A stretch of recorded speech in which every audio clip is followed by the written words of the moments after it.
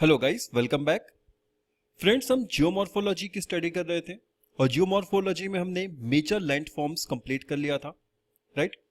इसके बाद अब हम स्टार्ट कर रहे हैं वोल्केनिज्म और अर्थक्वेक। सो सबसे पहले जानते हैं वोल्केनिज्म के बारे में।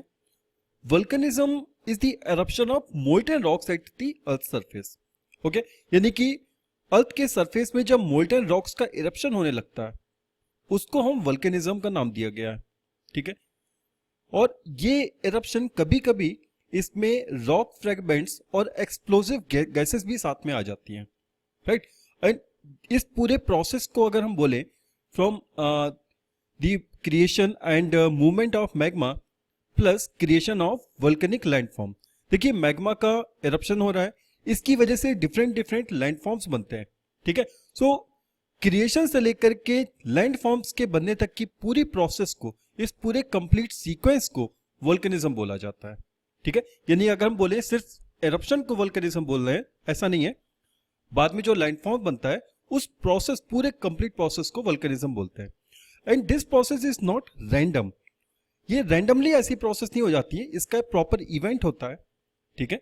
एक कंप्लीट सीक्वेंस होता है, उस सीक्वेंस को फॉलो करती है ये, राइट। और इसके किस किस रीजन की वजह से वोल्केनिज्म होता है ये भी हम देखेंगे। Okay, so reasons associated with volcanism are also not random. eruption, there are two types of eruption, central type and fissure type. Central type में magma comes out through a pipe, that is a conduit formed in the center, and it result into a conical hill, ठीक है। एक pipe या conduit type से उससे magma निकलता है बाहर और इसके बाद क्या बनती है, कोनिकल हिल बन जाती है। जबकि फिसल टाइप में क्या होता है, फिसल टाइप में magma comes out through a linear fracture और rupture on the earth surface.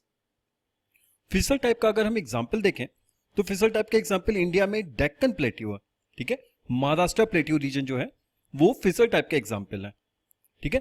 तो इसके बाद स्टार्ट करते हैं डिस्ट्रीब्यूशन ऑफ वोल्केनिज्म। इसमें जो first and the most important volcanic region है वो पैसिफिक रिंग ऑफ फायर है, right. So Pacific ring of fire, यहां पर सबडक्शन बाउंड्रीज हैं। सबडक्शन बाउंड्री यहां पे तीन तरह की प्लेट है, ठीक है। ओशन, दो ओशन प्लेट है और एक कॉन्टिनेंटल प्लेट। सो ओशन ओशन प्लेट का भी कन्वर्जेंस होता है और ओशन कॉन्टिनेंट प्लेट का भी कन्वर्जेंस होता है और इस कन्वर्जेंस की वजह से ओशन प्लेट का सबडक्शन हो जाता है, ठीक है। वो सबडक्शन से क्या बनेगा, वहां पे वोल्केनिक आर्क बन जाती है, वोल्केनिक रीजन बन जाता है। सो ये पूरा रीजन वोल्केनिक रीजन है, राइट। देन देखिए, ओशन और ओशन प्लेट का जब कन्वर्जेंस होता है, ये हम ऑलरेडी देख चुके हैं, इसमें वोल्केनिक आर्क बनती है, ठीक है।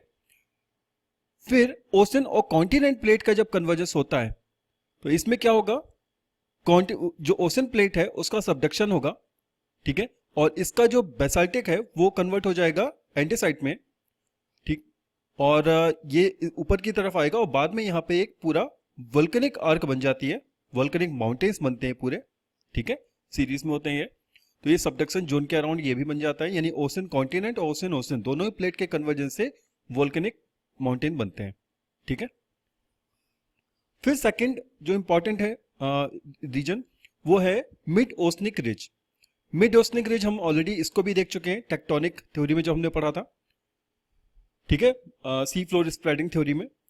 इसमें क्या हो रहा है, ओशन ओशन प्लेट का डाइवर्जेंस होता है, ठीक है। और जब डाइवर्ज होगी तो नीचे से जो मैग्मा आएगा वो बाहर निकलेगा और एक यहाँ पे नई क्रस्ट, नया लिथोस्फीयर क्रिएट करता है ये।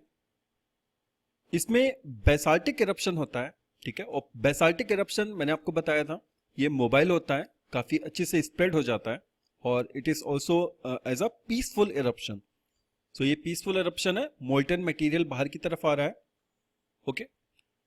सो ये पूरा एरिया स्प्रेड होती जाती है और बाद में फाइनली यहाँ पर सबडक्शन होगा ओशन प्लेट का और वो डिस्ट्रॉय होती जाती है। यानी कि मिड ओशनिक रिज में ओशन प्लेट क्रिएट होती है और जहां पर सबडक्शन होता है वहां पर डिस्ट्रॉय होती जाती है, ठीक है। और इसीलिए मैंने आपको बताया था कि ocean plate is younger than the continental plate, right. इसके बाद third important region is Mediterranean volcanism, ठीक है। इस रीजन में क्या है, सिंगल प्लेट ना हो करके मल्टीपल प्लेट्स हैं यहाँ पर, ठीक है, उनकी ब्रेकिंग हो गई है और मल्टीपल प्लेट्स होने की वजह से आपस में इनका इंटरेक्शन होता रहता है, बहुत फ्रीक्वेंट इंटरेक्शन होता है, राइट। सो ये रीजन भी this is also prone to volcanism, ठीक है, इनका फ्रीक्वेंट इंटरेक्शन होता रहता है। इसके में आप माउंट एटना और माउंट वेसुवियस इसको मैप में लोकेट करिएगा एटलस में, ठीक है। So third important region is Mediterranean volcanism. यहां पर मेडिटेरेनियन सी की हिस्ट्री को जानना बहुत इंपॉर्टेंट है, ठीक है। Mediterranean sea is the residual part of the Tethys sea, okay. So जब इंडिया सदर्न पार्ट में था, ठीक है, ये सारे कॉन्टिनेंट सदर्न पार्ट में, सदर्न हेमिस्फीयर में थे, तब यहां पर एक सी था टेथिस सी जिसको नाम दिया गया, ठीक है। सो टेथिस सी लॉरेशिया और गोंडवाना के बीच का जो सी था, जो वाटर बॉडी थी, उसको टेथिस सी का नाम दिया गया। अब इसके बाद इंडिया का मूवमेंट, इंडिया की नॉर्थवर्ड्स जर्नी स्टार्ट हुई और इंडिया सदर्न हेमिस्फीयर से नॉर्दर्न हेमिस्फीयर की तरफ मूव किया, ठीक है। टेथिस सी बीच में कंज्यूम हो गया और बाद में वो हिमालय बना, राइट। इसके बाद क्या हुआ, अफ्रीकन प्लेट और लॉरेशियन प्लेट, इनका आपस में कोलिजन हुआ और इनके कोलिजन की वजह से वहां पर प्लेट्स की ब्रेकिंग हो गई। जब प्लेट्स ब्रेक हो गई वहां पर मेडिटेरेनियन सी बना, right. So Mediterranean sea Tethys sea का ही रेसिडुअल पार्ट है। Fourth important region is hot spot volcanoes. Hot spot volcanoes का ये बेसिकली टेक्टोनिक प्लेट बाउंड्री में नहीं मिलते हैं, ये अर्थ के इंटीरियर क्रस्ट में मिलते हैं, ठीक है, प्लेट्स के इंटीरियर में। इसमें क्या होता है, मैग्मा फ्रॉम डीप इंटीरियर बाहर निकलता है और ये बेसाल्टिक होता है, ठीक है। यहां पर देखिए क्या है, मैग्मा राइज हो रहा है, प्लेट का ऊपर मूवमेंट हो रहा है, प्लेट का मोशन हो रहा है, ठीक है। और जो इसकी राइजिंग प्लूम्स हैं, ठीक है, ये हॉट है और हॉट होने की वजह से ये ऊपर की तरफ मूव कर रहा है और जब ये ऊपर आता जाएगा तो यहां पर प्लेट में एक क्रैक क्रिएट कर देगा, ठीक है। और वहां पर इसका जब एरप्शन होगा वो बेसाल्टिक एरप्शन बनेगा और एक प्लेटिव काइंड ऑफ ये बना देता है, ठीक है। इसके अलावा प्लेट मूव करती रहती है और एक वोल्केनिक ट्रेल काइंड ऑफ बनती है, यानी कि डिफरेंट डिफरेंट वोल्केनोस की, माउंटेन की एक चेन सी बन जाएगी, ठीक है। और इस चेन की वजह से हम प्लेट के मूवमेंट का डायरेक्शन भी पता लगा सकते हैं, प्लेट किस डायरेक्शन में मूव कर रहा है। अगर देखिए फिक्स प्लेट है तो आइलैंड आर्क बन रहा है, ठीक है, यहां पर। और डायरेक्शन ऑफ प्लेट भी इसमें पता लगा सकते हैं, जैसे कि हवाई, रियूनियन, कोराइल और एल्यूशियन आइलैंड। इंडिया की भी जब नॉर्थवर्ड जर्नी स्टार्ट हुई थी तो वो रियूनियन आइलैंड के ऊपर से पास हुआ था, ठीक है। और उस समय रियूनियन आइलैंड वोल्केनिक आइलैंड है, ये एक्टिव था और इसके इरप्शन की वजह से ही इंडिया में जो डेक्कन प्लेट्यू बना है वो उसी, यही रीजन है डेक्कन प्लेट्यू बनने का, ओके। एल्यूशियन आइलैंड में देखिए, एल्यूशियन आइलैंड ये अलास्का के पास है। अब यहां पर देखिए वोल्केनिक प्रोसेस हो रही है, प्लेट मूव करती चली जा रही है, ठीक है। प्लेट जब मूव कर रही है तो इसका डायरेक्शन भी पता लगा सकते हैं किस डायरेक्शन में मूव कर रहा है, ओके। बेसाल्टिक इरप्शन और एंडेसाइटिक इरप्शन में कंपैरिजन देखते हैं। Basaltic eruption occur at the mid oceanic ridge and hot spot volcanism, ठीक है। मिड ओसनिक रिज में भी हमने देखा था कि वहां पर वोल्केनिक आर्क बनती है। इसके बाद अर्थ के इंटीरियर में, ठीक है, यानी कि क्रस्ट प्लेट के इंटीरियर में बेसिकली वहां पर हॉट स्पॉट वोल्केनिज्म के भी बेसाल्टिक इरप्शन इसमें भी होता है। जबकि एंडेसाइटिक इरप्शन में वोल्केनिक आर्क बनती है, ओके, और वोल्केनिक माउंटेन दोनों ही बनते हैं इसमें। बेसाल्टिक ये हाई फ्लूइड होता है, मोबाइल होता है, okay, and andesite is less fluid, less mobile, it spread across easily and it solidifies at short distance, ठीक है। ये लेस मोबाइल है तो बहुत जल्दी सॉलिडिफाई भी हो जाता है और इंटेंस प्रेशर डेवलप करता है ये, ठीक है। लेस मोबाइल है, इंटेंस प्रेशर डेवलप करता है, इसलिए andesitic eruption is more explosive, जबकि basaltic eruption is quiet eruption, ठीक है। ये एक्सप्लोसिव नहीं होता है, इजिली फ्लो करता रहता है, लेकिन एंडेसाइटिक इरप्शन क्या बहुत ज्यादा एक्सप्लोसिव होता है। वो इतना एक्सप्लोसिव होता है कि माउंटेन के आसपास के जो विलेजेस हैं उनको भी इवैक्यूएट करा दिया जाता है जब भी एक्टिव हो जाता है वोल्केनिज्म। तो उस सारी रीजन को वहां से खाली करा दिया जाता है, क्योंकि इससे जो एक बॉल्स काइंड ऑफ निकलती हैं और आग के गोले काइंड ऑफ वो चारों तरफ फैलते हैं। ठीक है, ये बहुत ही हाईली एक्सप्लोसिव होता है। बेसिकली वो क्या रॉक फ्रेगमेंट्स होते हैं वो। अब देखते हैं इसमें जो लैंडफॉर्म बनता है। हमने देखा एक तो एंडेसाइटिक एरप्शन है, दूसरा बेसाल्टिक एरप्शन है। ठीक है, सो इन दोनों एरप्शन से अलग अलग टाइप के लैंडफॉर्म बनते हैं। इसके बाद मैंने आपको सेंट्रल टाइप और फिशर टाइप भी बताया था एरप्शन का। ठीक है, सो इन सारे रीजन से जो लैंडफॉर्म बनते हैं वो देखिए, एक तो होता है एक्सक्लूसिव लैंडफॉर्म और दूसरा is intrusive landform.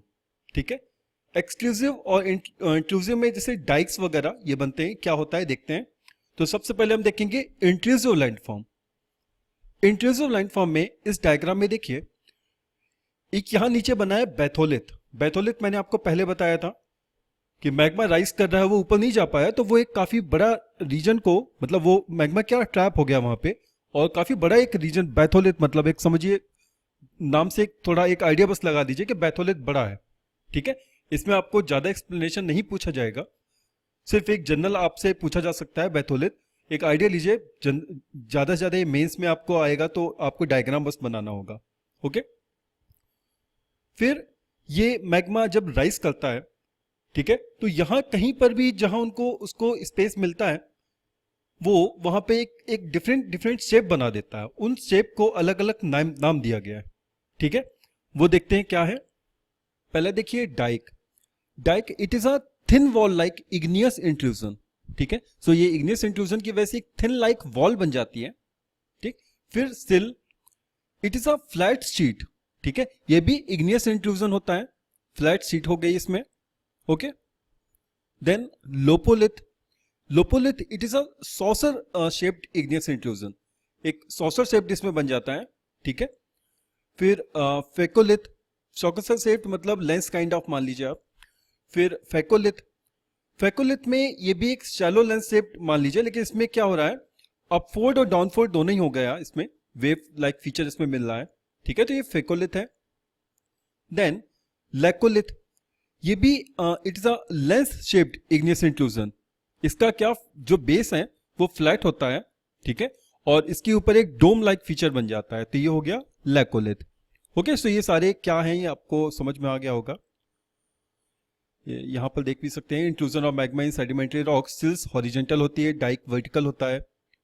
Laccolith magma which could not come out. Lopolith saucer shaped. Phacolith shape like waves and batholith intrusive granitic rock. So intrusive landform हमने देख लिया, इंट्रूसिव इग्नियस फॉर्मेशन। अच्छा, इंट्रूसिव इग्नियस फॉर्मेशन बेसिकली इससे क्या समझ में आया था आपको, इसमें क्या हो रहा है, बीनीथ द अर्थ मतलब अर्थ सरफेस के अंदर जो मैग्मा निकल रहा है वो कूल हो रहा है और सॉलिडिफाई हो जा रहा है। ठीक है, और जनरली वो ग्रेनाइटिक होता है, राइट। सो जब बाहर नहीं निकल पाया, अर्थ के सरफेस से बाहर नहीं आ पाया, तो वो इंट्रूसिव हो गया, और अगर अर्थ के सरफेस से बाहर आ गया तो वो एक्सक्लूसिव हो गया। एक्सक्लूसिव में जो लैंडफॉर्म बनता है वो है वोल्केनिक प्लेट्यू। ठीक है, फिर ये तो प्लेट्यू हो गया, फिर आता है वोल्केनिक कोन। सो कोन में 3 टाइप्स की डिफरेंट कोन बनती हैं, एक तो shield volcano, cinder volcano and composite volcano, right. So one by one exclusive हम देखेंगे। सबसे पहले देखते हैं लावा प्लेट्यू या वोल्केनिक प्लेट्यू। ठीक है, it is a hot spot volcano on continental crust. Continental crust में अगर एक फिसर इरप्शन हो रहा है, ठीक है, कंडुइट इरप्शन नहीं है, पाइप इरप्शन नहीं है, एक फिसर इरप्शन, एक क्रैक है, फ्रैक्चर है अर्थ क्रस्ट में, उससे जब इरप्शन हो रहा है तो ये बेसाल्टिक इरप्शन है। ठीक है, बेसाल्टिक इरप्शन एक मैंने आपको बताया मोबाइल होता है। ठीक है, उसकी फ्लूइडिटी बहुत ज्यादा होती है, हाईली फ्लूइडिटी होती है। ओके, सो हॉट स्पॉट के ऊपर इसमें क्रस्ट में जब बेसाल्टिक इरप्शन होगा तो एक क्या बनाएंगे, प्लेट्यू बना देगा। इंडिया का एग्जांपल मैंने आपको ऑलरेडी बता चुका हूं, डेक्कन लावा ट्रैप। ठीक है, cracks on continental crust, basaltic eruption, spread across the land and layer over layer. इसमें लेयर फॉर्म बनता है ये, ठीक है, एक लेयर के ऊपर दूसरी लेयर, क्योंकि वो क्या हो रहा है, बेसाल्टिक इरप्शन हो रहा है, बाद में एक काफी दूर तक इसका स्प्रेड हो गया, फिर कूल हो गया, फिर जब दोबारा से इरप्शन होगा तो इस लेयर के ऊपर सेकेंड लेयर बन जाएगी। सो लेयर के फॉर्म में होता है ये।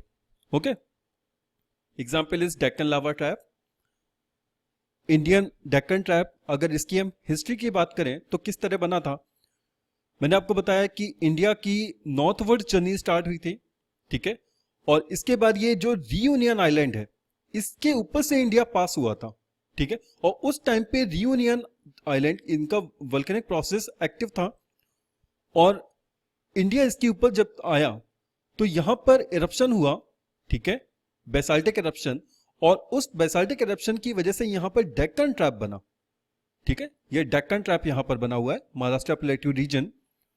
Okay, so Indian plate passed over a hot spot near Reunion Island. It is a basaltic eruption. Layer over layers look like steps. ठीक है, और हाँ एक बात और, इसकी में जो सॉइल बनती है वो ब्लैक सॉइल थी, ठीक है। सो इंडिया में महाराष्ट्र प्लेट्यू रीजन में ब्लैक सॉइल पाई जाती है, इसको रेगुलर सॉइल भी बोलते हैं, and this soil is very important for cotton plantation, ठीक है। अब ये ऐसा क्यों है, डिफरेंट सॉइल्स की क्या इंपॉर्टेंस है, और ब्लैक सॉइल कॉटन प्लांटेशन के लिए क्या क्यों इंपॉर्टेंट है, जब हम सॉइल पढ़ेंगे तब उसमें डिस्कस करेंगे, ठीक है, इंडियन जियोग्राफी में। डिफरेंट वर्ल्ड में जो डिफरेंट लावा प्लेट्यू है उसकी लिस्ट है। Columbia Snake plateau in USA, Ozark plateau in USA, ठीक है, परना एंड पेटागोनिया जो साउथ अमेरिका में है। तो ये सारी लिस्ट आप एक बार इन सभी प्लेट्यू को इनको भी लोकेट करिए, ठीक है। आपसे एक क्वेश्चन पूछा जाता है ये प्लेट्यू कहां पर है, राइट। सो आपको एक आइडिया होना चाहिए कि वो प्लेट्यू किस कंट्री में है, आसपास किस क्या है उसके, कौन कौन सी प्लेट का कन्वर्जेंस वहां पर हो रहा है। ओके, सो ये सारे प्लेट्यू आप देखिएगा, एटलस में लोकेट करिएगा, राइट। अच्छा, आप लोगों को एटलस के रिगार्डिंग मैंने अभी बताया नहीं है कि एटलस आपको कौन सा एटलस लेना है। सो ओरिएंट ब्लैक स्वान का स्कूल एटलस आप ले सकते हैं, ठीक है। इसके अलावा ऑक्सफोर्ड का भी एटलस आप ले सकते हैं। तो इन दोनों में से कोई भी एक ले लीजिए, दोनों लेने की जरूरत नहीं है, कोई भी एक लीजिए। और एटलस में ज्यादा टाइम डिवोट करना है क्योंकि एटलस से क्वेश्चन पूछे जाते हैं, ठीक है। और करंट ट्रेंड चल रहा है उसमें एटलस से काफी क्वेश्चन पूछ लिए जाते हैं, यहां तक कि बाउंड्रीज भी पूछ ली जाती हैं।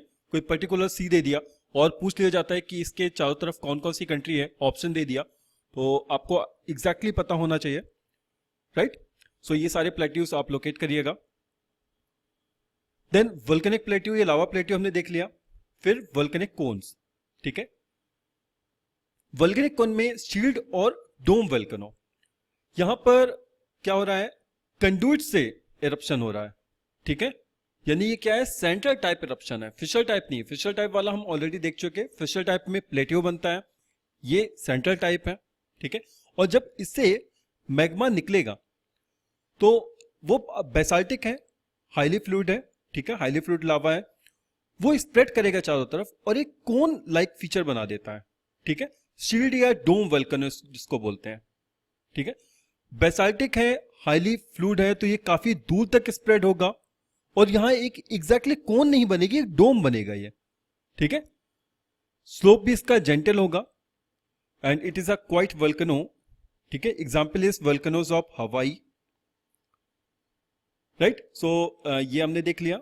शील्ड वोल्केनो क्या होता है, हॉट स्पॉट से बनता है ये। देन सिंडर कोन, ओशन और कॉन्टिनेंट प्लेट का जब कोलिजन होता है तब हमने बताया था वहां पे वोल्केनिक माउंटेन्स बनते हैं, ठीक है। लेस फ्लूइड लावा, इसमें एंडेसिटिक एक्सप्लोजन होता है। इसमें क्या होगा, ओशन प्लेट का जब सबडक्शन होगा और ओशन प्लेट जो बेसाल्टिक है उसका कन्वर्जन एंडेसिटिक में हो जाता है, ठीक है। एंडेसिटिक इज लाइटर और वो ऊपर की तरफ आती है और वहां पे एक वोल्केनिक माउंटेन बना देती है, ठीक है। वो वोल्केनिक माउंटेन एंडेसिटिक हम ऑलरेडी जानते हैं, इट इज लेस फ्लूइड, ठीक है। सो जब लेस फ्लूइड होगा तो ये काफी दूर तक स्प्रेड नहीं हो पाती है, ठीक है। और एक कोन यहां पे प्रॉपर बनेगा जो कि स्टीप स्लोप जिसका होगा, ठीक है। स्टीप स्लोप का एक कोन इसने बना दिया और एंडीसिटिक साथ में एक्सप्लोजिव भी ज्यादा होती है। ये भी मैंने आपको बताया था जब डिफरेंस हमने देखा था एंडीसिटिक और बेसाल्टिक का, तब बताया था कि एंडीसिटिक इज एक्सप्लोजिव। ठीक है, सो एंडीसिटिक एक्सप्लोजन एक्सप्लोजिव होता है। सो जो लावा है वो सॉलिडिफाई होकर के शॉर्ट डिस्टेंस में सॉलिडिफाई हो जाता है और कोन बना देता है, इसको हम सिंडर कोन बोलते हैं। Example is mount Paricutin which is in Mexico. Then composite cone. Composite cone में देखिए क्या हो रहा है, कभी कभी ऐसा होता है जब इरप्शन हो रहा है, ठीक है, सो इरप्शन में पहले बार लावा निकलता है, ठीक है, लावा का इरप्शन होता है। देन जब सेकंड टाइम इरप्शन होगा उस टाइम ऐश का इरप्शन होगा, ठीक है, तो लावा देन ऐश, फिर लावा फिर ऐश। तो एक तरह से अलग अलग लेयर्स बन जाती है, पहले लावा की बनी फिर ऐश की बनी, फिर लावा फिर ऐश, तो इसको हम बोलते हैं composite cones. Okay, so volcanic mountains, each new eruption में न्यू लेयर्स ऑफ ऐश और लावा बनता है, ठीक है। Example mount Vesuvius, mount Fuji, तो ये भी आप लोकेट करिएगा। अच्छा एक बात और, यहां पे क्रेटर, ये क्रेटर लिखा हुआ है, क्रेटर क्या होता है? सेंट्रल टाइप इरप्शन में यहां पर जब इरप्शन हो जाता है तो उसके ओपन, जो ओपन माउथ है वहां पर बेसिकली बाउल शेप्ड डिप्रेशन बन जाता है, या फनल शेप्ड डिप्रेशन हम बोल सकते हैं, और उस डिप्रेशन को क्रेटर बोला जाता है, ठीक है।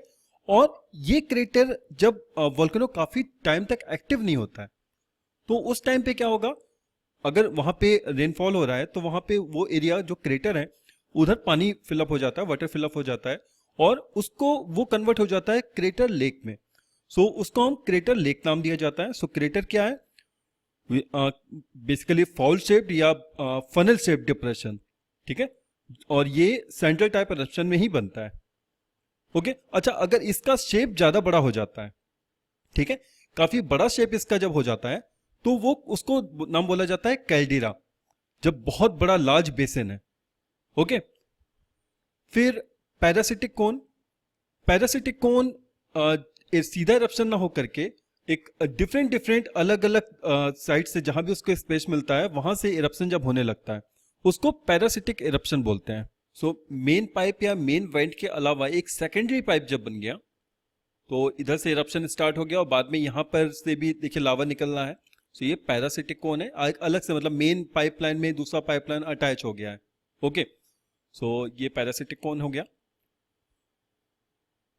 Types of volcanic cones, shield और डोम कोन हमने देखा, इट इज हाईली फ्लूइड, इसमें बेसाल्टिक इरप्शन है, ठीक है। फिर इट इज साइलेंट फ्लो, ठीक है, साइलेंट फ्लो होता है, वायलेंट फ्लो नहीं होता है, स्लोप जेंटल होता है, एंड स्मॉल वोल्केनोस होते हैं ये, ठीक है। सिंटर में it is less fluid, highly viscous, violent eruption होता है, एंडीसिटिक इरप्शन है इसमें, और इसकी वजह से स्टीप स्लोप बनते हैं, और स्मॉल वोल्केनोस इसमें भी होते हैं। फिर कंपोजिट में फ्लूइड और विस्कस, ठीक है, हाईली फ्लूइड है और हाईली विस्कस है। मल्टीपल एंड वायलेंट इरप्शन इसमें होते हैं, ठीक है। मल्टीपल इरप्शन की वजह से मैंने आपको बताया कि इसमें ऐश और लावा अल्टरनेट टाइम पे निकलता है, इसकी वजह से कंपोजिट बनता है ये। इनकी हाइट काफी ज्यादा होती है, हाईएस्ट वोल्केनोस होते हैं ये, और काफी बड़े भी होते हैं। ओके, अब देखते हैं एक अलग टर्म है गीजर। गीजर क्या है? गीजर एंड हॉट स्प्रिंग ये दोनों देखेंगे। सो गीजर क्या है पहले जानते हैं। गीजर में क्या हो रहा है, it is a fountain of hot water.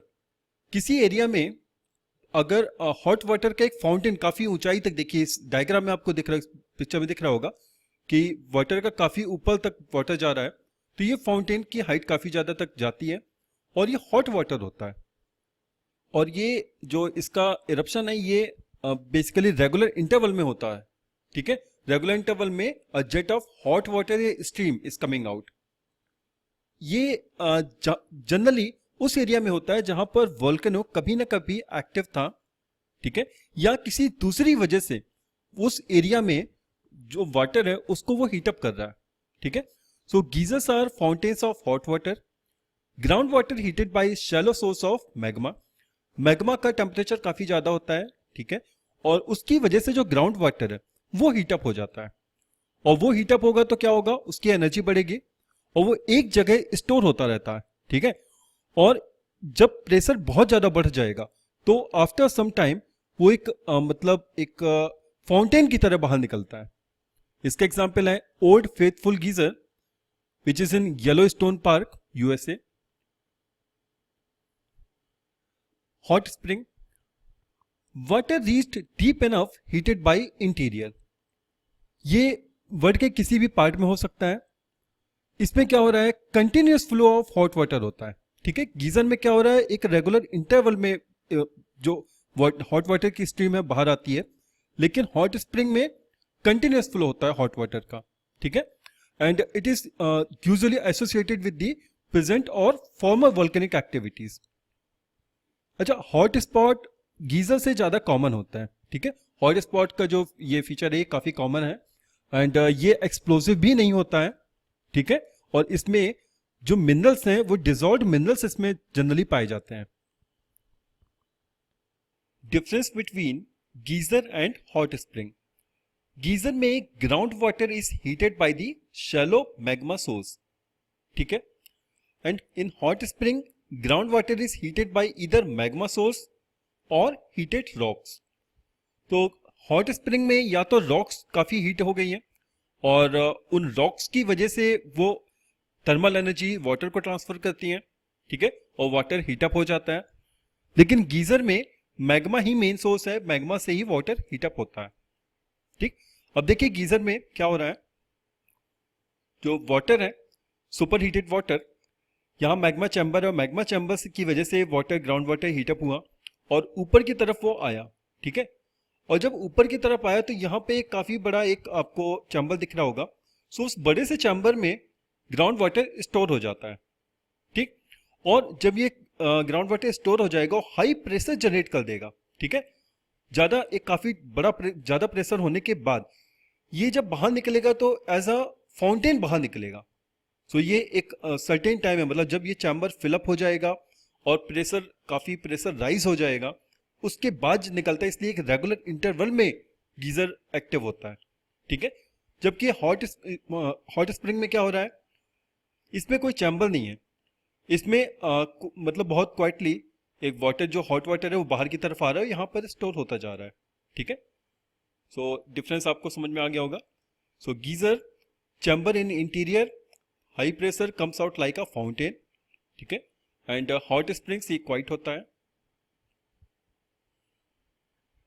Geysers are rare. Hot water dissolved with silica accumulated on surface gives different color. Okay? So आपसे क्वेश्चन पूछा जा सकता है कि गीजर में डिफरेंट कलर्स कहाँ से आते हैं, तो हॉट वाटर में डिजॉल्व सिलिका होता है, इसकी वजह से वहां पर जो वाटर निकल रहा है उसका अलग अलग कलर मिलते हैं। इसका एग्जाम्पल यूएसए में Yellowstone park. And hot spring it can found anywhere. They gets different colors from heat loving bacteria, और ये heat loving bacteria जैसे कि साइनोबैक्टीरिया, और इन बैक्टीरिया की वजह से हॉट स्प्रिंग के मेडिसिनल वैल्यूज हैं, ठीक है। Different kinds of medicinal purpose ये यूज किया जाता है। ऐसा बोलते हैं कि हॉट स्प्रिंग में इसमें नहाने से जो स्किन की प्रॉब्लम होती है वो सही हो जाती है। इसी तरह आपको पता होगा कुंभ का इंपॉर्टेंस क्यों है, कुंभ का भी इसी वजह से इंपॉर्टेंस है, ठीक है। कुंभ में वहां पे बात करने से क्या होता है, कुंभ बात लेने से जो स्किन की प्रॉब्लम होती है वो खत्म हो जाती है, क्योंकि जो वाटर होता है उस टाइम पर उसमें हीट लविंग बैक्टीरिया होते हैं और उसका टेम्परेचर, कुंभ के जो वाटर है उसका टेम्परेचर ज्यादा होता है, ठीक है। It can be useful in harness geothermal energy. So geothermal energy के लिए भी हॉट स्प्रिंग का यूज किया जाता है, ठीक है। और जियोथर्मल एनर्जी का काफी इसमें काम भी हो रहा है, एनर्जी जनरेट करने का एक बहुत अच्छा सोर्स है ये, ठीक है। वोल्केनिज्म हमने फिनिश कर दिया है, अब स्टार्ट करते हैं अर्थक्वेक। अर्थक्वेक देखिए, जितनी भी अर्थ के सरफेस में रॉक्स हैं, ठीक है, उन सभी रॉक्स की कुछ ना कुछ रप्चर स्ट्रेंथ होती है। रप्चर स्ट्रेंथ का मतलब वो एक लिमिट तक अगर उनमें कंप्रेसिव या टेंसाइल फोर्स लगाया जाता है तो एक लिमिट तक वो बेंड कर सकती है, और उसके बाद वो क्या होते हैं, उनमें फ्रैक्चर हो जाता है, ठीक है। और इस प्रोसेस में ड्यूरिंग बेंडिंग वो स्ट्रेस एनर्जी को स्टोर कर लेती है, ठीक है। और जब ब्रेक होगा, यानी कि जब ब्रेकिंग होगी तो वहां एक फॉल्ट जनरेट हो जाएगा, ठीक है। और उस फॉल्ट के बाद, उस फॉल्ट के अलोंग वहां पर हाई एनर्जी रिलीज होती है, और इन एनर्जी को सीस्मिक वेव्स बोलते हैं। सीस्मिक वेव्स के फॉर्म में वो एनर्जी रिलीज होती है, ठीक है। सो अगर हम बोले अर्थक्वेक क्या होता है, so earthquake is a release of energy that have been built during the stress of increasing deformation of rocks, ठीक है। सो जब रॉक्स का डिफॉर्मेशन हो रहा है, उस समय जो एनर्जी बिल्ड कर लेती है अर्थ की रॉक्स, उस एनर्जी का जब रिलीज होती है, उस प्रोसेस को हम अर्थक्वेक बोलते हैं, ठीक है। So it is a sudden movement और vibration in the earth crust. Release of the energy is due to intense pressure plus active internal dynamism of the earth. Pattern of energy release. ये जो energy store करी rocks ने, ठीक है, उस energy का जो रिलीज होने का प्रोसेस है, ये 3 टाइप्स में आता है. पहले फोर्स शॉक आते हैं, ठीक है, फिर मेजर शॉक आता है जिसको अर्थक्वेक बोला जाता है, देन आफ्टर शॉक, ठीक है. सो हम जनरली बोलते हैं, न्यूज में पेपर में भी पढ़ते हैं कि फोर्स शॉक आए थे, ठीक है, उसके बाद एक्सपेक्टेड होता है कि हाँ बाद में फिर से अभी अर्थक्वेक आएगा, राइट. और मेन अर्थक्वेक आने के बाद भी आफ्टर शॉक आते हैं, ठीक है. इसके बाद जहां से भी एनर्जी रिलीज होती है, ठीक है, मतलब the point of origin of the earthquake, उसको हम फोकस बोलते हैं. और इसके जस्ट वर्टिकली अपोजिट साइड में, अर्थ के सरफेस में जस्ट वर्टिकली ऊपर, ठीक है, अर्थ के सरफेस में जो भी पॉइंट होता है उसको एपिसेंटर बोलते हैं, right. So in general the damage because of an earthquake is not at the epicentre but around the epicentre, ठीक है. सो एपिसेंटर इस पॉइंट पे ज्यादा डैमेज नहीं होता है, इसके अराउंड मतलब इसके चारों तरफ यहां वहां डैमेज ज्यादा होता है, right. Types of earthquake. Shallow earthquake. Shallow earthquake में जो फोकल डेप्थ होती है, ठीक है, एपिसेंटर से लेकर के फोकस के बीच की डिस्टेंस है, वो लेस देन 70 किलोमीटर होती है. इंटरमीडिएट फोकस अर्थक्वेक, इसमें फोकल डेप्थ 70 टू 300 किलोमीटर तक होती है. एंड डीप फोकस अर्थक्वेक, इसमें फोकल डेप्थ 300 किलोमीटर से 700 किलोमीटर तक होती है. इन तीनों में शैलो फोकस अर्थक्वेक जो होते हैं, दे आर मोर डिस्ट्रक्टिव, ठीक है. अच्छा, इसके अलावा अर्थक्वेक की अगर हम बात करें तो इसमें टेक्टोनिक अर्थक्वेक और वोल्केनिक अर्थक्वेक, इसमें भी इसका डिवीजन किया गया है. टेक्टोनिक अर्थक्वेक मतलब those earthquake which are associated with faulting, and volcanic earthquake those associated with the volcanic eruption. Okay, so in general जो अर्थक्वेक में अगर जनरली हम बोलें, सो टेक्टोनिक अर्थक्वेक को ही मेन अर्थक्वेक बोला जाता है, ठीक है. और ये जो मैंने आपको टाइप्स बताए, shallow focus and intermediate focus and deep focus, ये तीनों टाइप टेक्टोनिक अर्थक्वेक के टाइप हैं.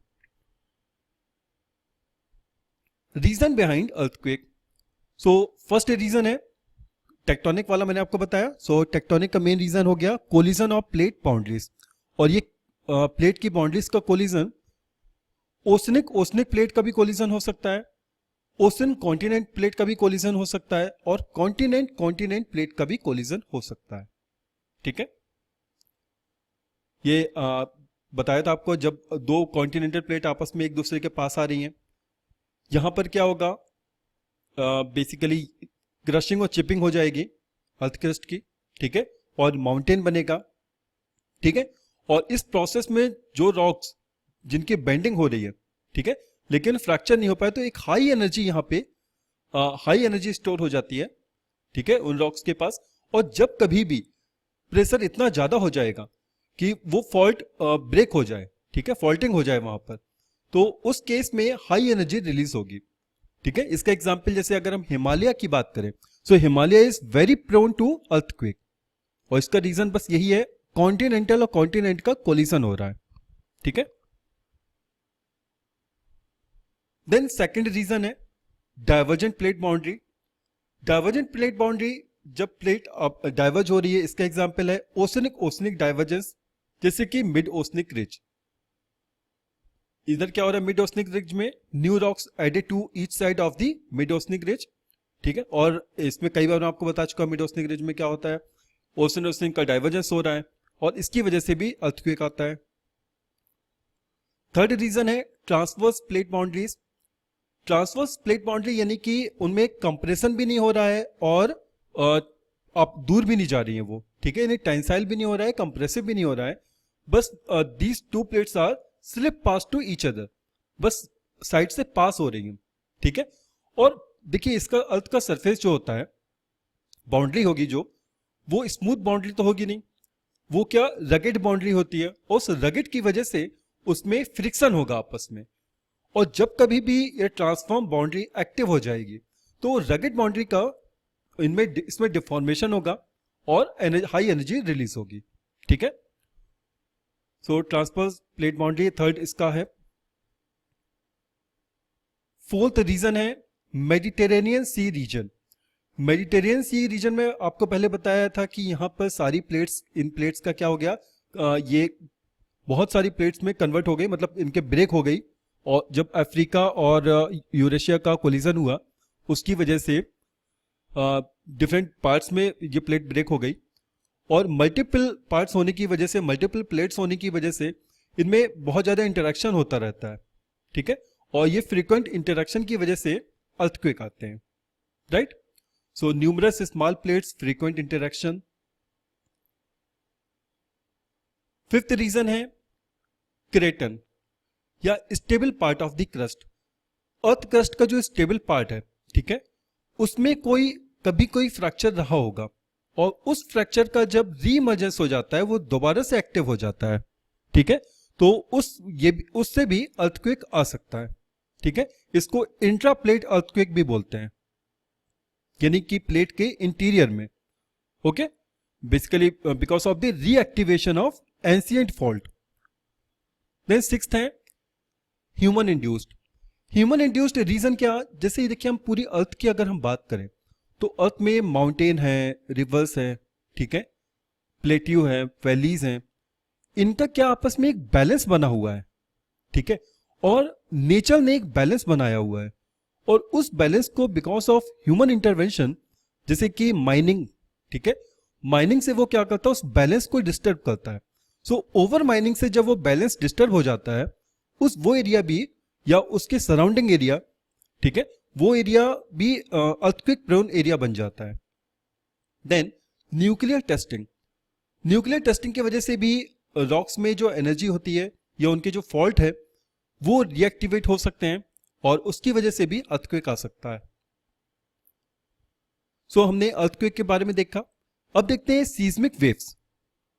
N earthquake releases pulses of energy which are called seismic waves, ठीक है, जो भी एनर्जी रिलीज होती है उसको सीस्मिक वेव्स बोला जाता है।